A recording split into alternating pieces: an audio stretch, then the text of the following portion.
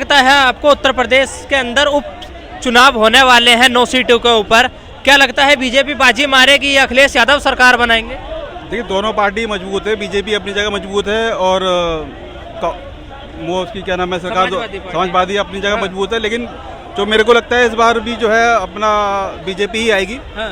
क्योंकि कई काम बीजेपी ने यूपी के अंदर कई सारे अच्छे काम करे हैं। हाँ। जैसे कि रोड को लेकर के और महिलाओं को लेकर के सुरक्षा को लेकर कई चीजें अच्छी करी है बीजेपी ने। हाँ। लेकिन उस मुकाबले में मैंने देखा जो गुंडा राज था।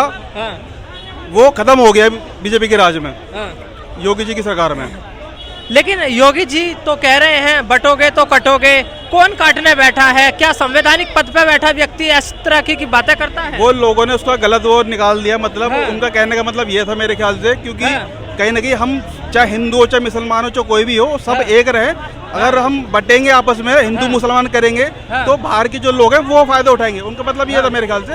लेकिन लोगों ने और नेताओं ने उनको मतलब अलग निकाल दिया है राजनीति के मतलब से। लेकिन उनका मतलब ये था कि सब एक रहे, चाहे हिंदू हो चाहे मुसलमान हो, लेकिन लोगों ने उसको मतलब अलग अलग निकाल दिया डिफेंड करके अपने। उनका कहने का मतलब था कि सब मिलकर के बीजेपी को वोट दें, अदर पार्टी को ना दें। बीजेपी को दें, लेकिन वो जिसको जो सही लगता है वो वहाँ वोट दे। लेकिन जो मेरा मानना है कि बीजेपी अच्छा काम करे तो बीजेपी को दूंगा। अगर किसी का मानना लग रहा है कि भाई बांटने के लिए कौन बैठा है जब वो बोल रहे हैं कि बटोगे तो कटोगे?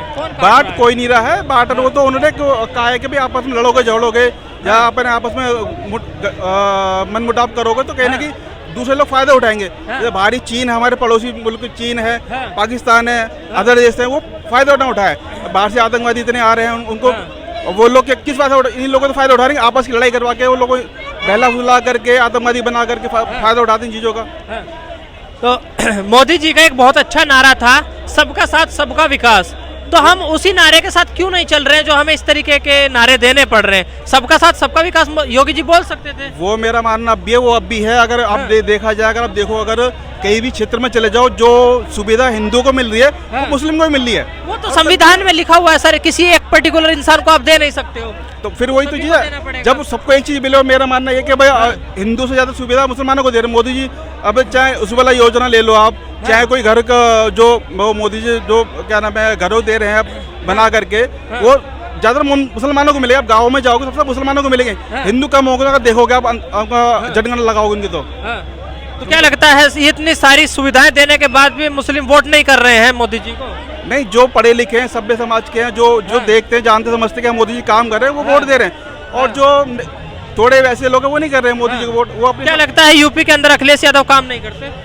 अखिलेश यादव काम करते हैं, वो अपने तरीके से करते हैं। लेकिन योगी जी ने जो काम करा है वो सराहनीय है, क्योंकि उन्होंने कई चीजें खत्म कर दी। सबसे पहले गुंडा राज, आज से कई साल पहले जाओगे तो बदमाशों का, गुंडों का रास्ता हम आप और हम अकेले निकल नहीं सकते कहीं भी किसी रास्ते से।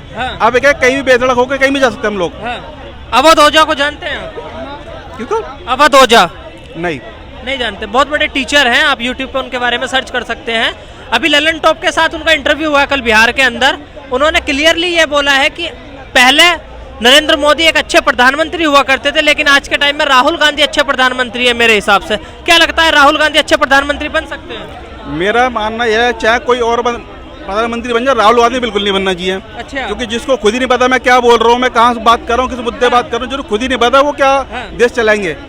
नरेंद्र मोदी को पता था कि मेरे को देश किस दिशा में ले जाने का, कम से कम मैं क्या करना है, मुझे क्या अच्छा है मेरे देश के लिए और क्या बुरा है, उनको तो कुछ पता ही नहीं है। अगर मोदी जी इतना अच्छा देश चला रहे हैं, 56 इंच का सीना लेके घूम रहे हैं, तो फिर कनाडा के अंदर हिंदू मंदिरों में तोड़फोड़ कैसे हो जाती है? तो कनाडा है ना, कनाडा के अंदर तो हिंदू मोदी खुद बैठे हुए हैं, खालिस्तानी बैठे हुए, तो वो वहाँ की सरकार मोदी सरकार थोड़ी ना। वहाँ की सरकार अपने जो वहाँ के जो लोग हैं वो उनकी अपनी सोच अलग है। मैं इंडिया की बात करूँ, इंडिया में जो मोदी जी के राज में आज तक ऐसा कुछ नहीं हो रहा है। जो लोग विरोधी कर रहे हैं या कुछ, चाहे हिंदू हो चाहे मुसलमान अब जाग रहा है। जो मोदी विरोधी है वो जाग रहे हैं, जो चीज समाज को देख रहे हैं। भाई पढ़ा लिखा समाज जो आगे बढ़ रहा है। अब क्यों देखो, अब मोदी जी लगातार कितनी दो तीन बार आ गए, तीसरी बार आ गए।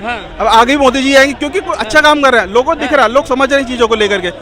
और अच्छे बहुजन अपने अच्छे वोटों से जीत रहे मोदी जी। तो अगर इतना ही सब कुछ अच्छा हो रहा है तो बहराइच के अंदर फिर वो दंगा क्यों हो जाता है हिंदू मुस्लिम वाला? वही तो कह रहा हूँ मैं, कुछ लोग हैं जो दंगा करा रहे हैं, दंगा के नाम पे जो अपने रोटियां सेकते हैं, जो चाहे वो नेता लोग कह लो, चाहे अपना दूसरी सरकार दे लो, दूसरी पार्टी कह लो, वो लोग अपनी वोट बैंक बनाने चक्कर में दंगे करवाते हैं, अपना नाम दूसरे का लगा देते हैं।